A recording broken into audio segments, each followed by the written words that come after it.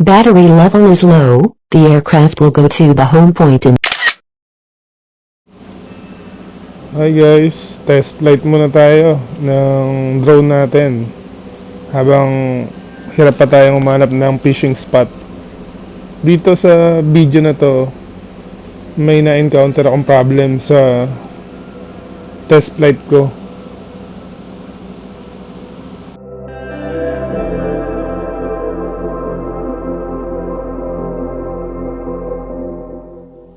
Three, two, one.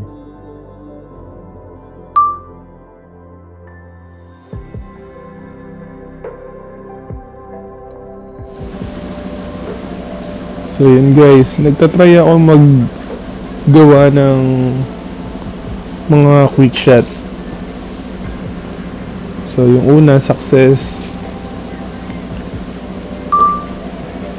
Yan. Kaso nung ginamit ko na yung boomerang yata to or circle. 3, 2, 1.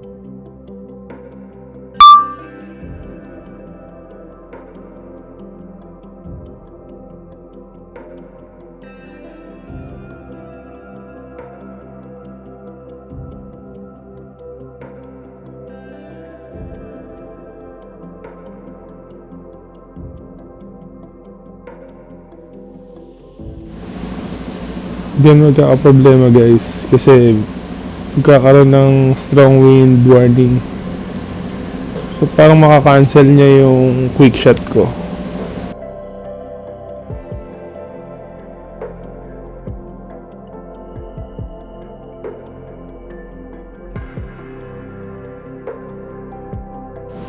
Yun o, parang nawala yung focus sa akin.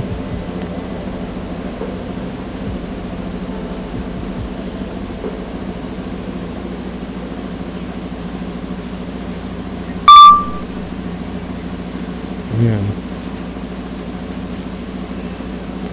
So nag-decide na lang ako na mag test flight ng freestyle.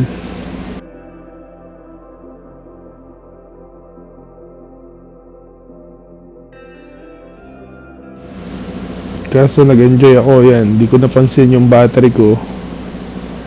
Pa-lowbat na pala. So yun ang ingatan nyo guys. Pag nagpapalipad kayo. Always check your battery.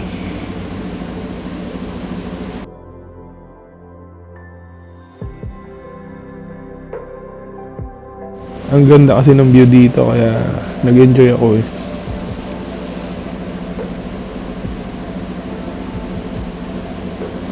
Yun o, nag-strong wind pa rin siya.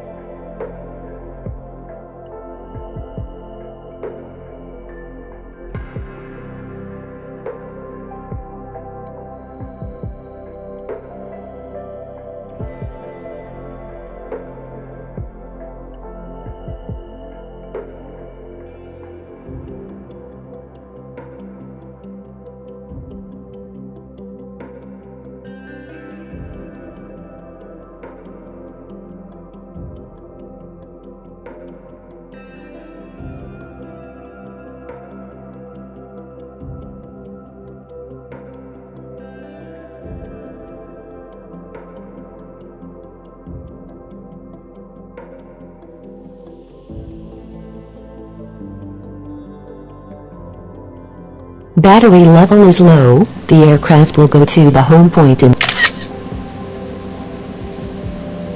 Ayan guys, palobat na yung battery ko. Kaso nakaset sa return to home ko 100 meters pa, so aangat pa siya. So pinili ko na lang na mag-manual landing. So kinontrol ko na lang yung drone para hindi na siya umangat na 100 meters. Baka lalo siyang bumagsak sa taas.